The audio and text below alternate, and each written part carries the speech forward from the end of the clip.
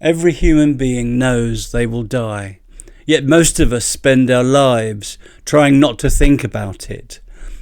But what if the fear of death is based on assumptions that are incomplete or even wrong?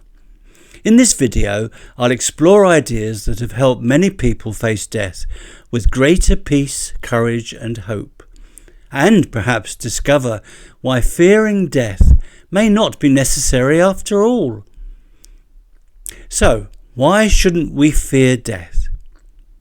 Actually, I don't think there is one simple answer to the question. Much depends on the type of person one is, the life one has lived, and the beliefs one is able to hold with confidence.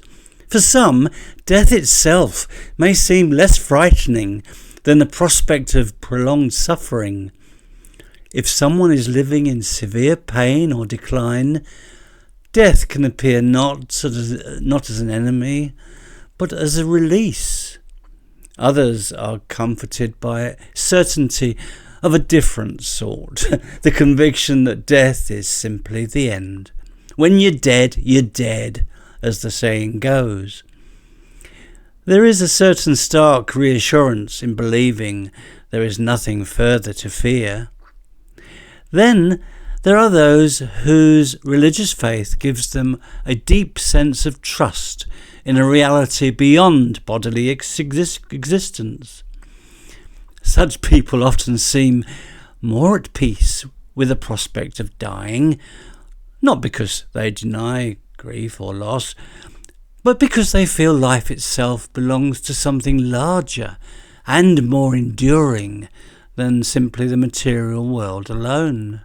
And among those who have had what are called near-death experiences, many speak of losing much of their fear altogether, having felt themselves close to what they call another realm of consciousness.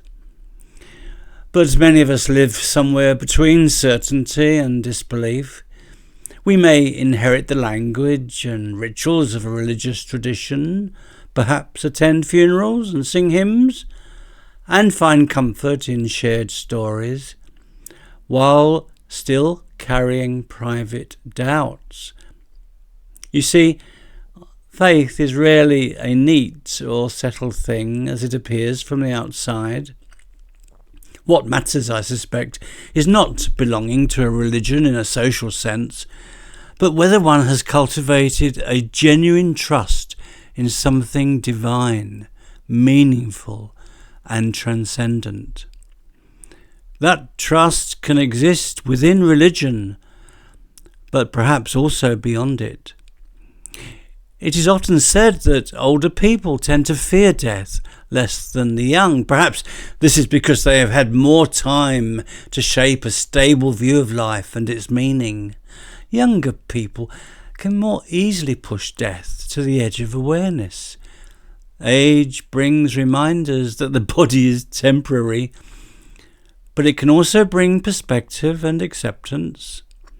Of course, religion does not always remove anxiety. Sometimes it deepens it. Fear of judgment, punishment, or uncertainty about salvation can trouble religious believers. Doubt can weaken the comfort faith is meant to provide. Now, for my own part, I do find it difficult to dismiss entirely the many reports suggesting that consciousness is not confined to the brain.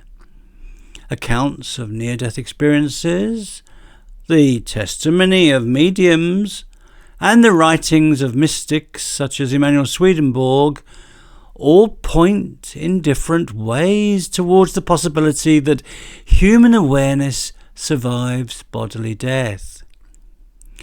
So, Swedenborg claimed to live for many years, apparently in a state of dual consciousness, experiencing both the everyday world and a hidden realm of awareness.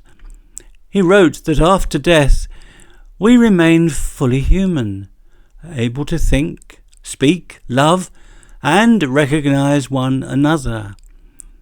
The difference being that we inhabit a spiritual rather than a physical dimension of existence. Now, I realise such ideas will not persuade everyone. If one relies solely on what can be measured by the physical senses, then naturally one will doubt claims about any hidden reality beyond death. Yet, when I reflect more deeply, I find it hard to believe that my essential self is merely flesh and bone. The body changes constantly throughout life, yet the inner sense of me somehow persists. That enduring inward self seems closer to what we truly are than the temporary material frame we inhabit. What ultimately reassures me is not the promise of reward, but the idea of divine love and purpose. I am drawn to the belief that there is a providence at work within life, something wise and compassionate, seeking, despite all human foolishness and suffering, to guide us towards greater understanding, towards greater usefulness and happiness. I cannot quite believe that love itself is meaningless or temporary. If our deepest fulfillment comes through relationships, through care for others, through creative and worthwhile activity, then why should all this simply vanish? Why should a loving God not allow reunion with those we have loved after we die? Why should our longing to continue growing and helping and becoming more fully ourselves, why should it be treated as an illusion? I do not think of heaven as a place of idle rest. What gives life meaning is not merely what one has achieved, but the sense of still becoming, of still contributing something, however small, something to the greater whole. I'm saying that what should matter most to me is not possessions or social status, but meaningful activity and good quality relationships. I cannot see why such things should lose their value beyond death. And perhaps our usefulness to one another does not end with bodily absence. When someone we love dies, we often continue to feel shaped by their influence, encouraged by their memory, even guided by what they once gave us. Is this continuing presence not more than metaphorical? So, my lack of fear about death rests less on certainty than on trust. Trust that existence has meaning. Trust that consciousness is not extinguished by the failure of my wretched body, and trust that whatever lies beyond death is held within a greater mercy than our fears should allow. I am attracted to aspects of both Eastern and Western spirituality. Buddhism speaks profoundly about liberation from suffering and attachment. Christianity speaks of forgiveness, redemption, and the possibility of becoming inwardly transformed. These need not be opposing visions. Both, in different ways, recognize that human beings are capable of spiritual growth. What I cannot accept is the idea of a cruel divine punishment inflicted for its own sake. Here again, I find Swedenborg helpful. He saw judgment not as condemnation, but as a process of self-assessment in the higher light of truth that reveals what we each are really like inside. A process in which we reveal our inner selves through the patterns of concern for others or the patterns of self-serving actions, through the patterns of honesty or dishonesty, and so on and so on. habits that we cultivated during life, fully becoming what we inwardly choose to be. Our attitudes, ideas and beliefs match the main love that rules our heart, whether that be fit for heavenly life or its opposite way of living. Our so-called judgment, then, is not about punishment, but about being freed from the parts of ourselves that diminish who we are at heart. You may ask then, what about the greedy, the malicious, the cruel people we see? Don't they get their just deserts? Why shouldn't they be punished for all the harm they caused on earth? Swedenborg's position is that they don't get punished for what they have done in the past. Instead, punishment in the hidden realm acts as a kind of deterrent to prevent them doing future harm. Their torment is not being able to indulge evil excesses, which they want to do. No wonder they feel tormented. They can't get what they want.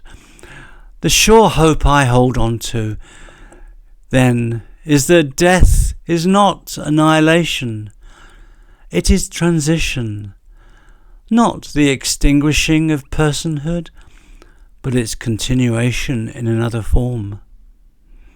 I do accept that my body will one day fail, but I do not believe the deepest part of me ends there.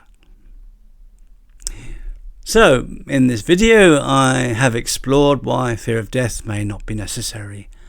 I've suggested that there is no single answer and that perspectives vary depending on personality, on life experience and on belief.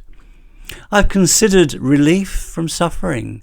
I've considered atheistic acceptance of death as finality. I've looked at religious faith in an afterlife. I've mentioned near-death experiences that report expanded consciousness. Many people live between belief and doubt, with attitudes towards death often shifting with age and perspective. I've drawn on the testimony of Emanuel Swedenborg that love, meaning and relationships are not temporary, and that existence continues in a transformed state rather than ends completely. He framed judgment as self-revelation rather than punishment, and he presented death not as annihilation, but as a transition-grounded consciousness and divine purpose. So, thanks for listening to me.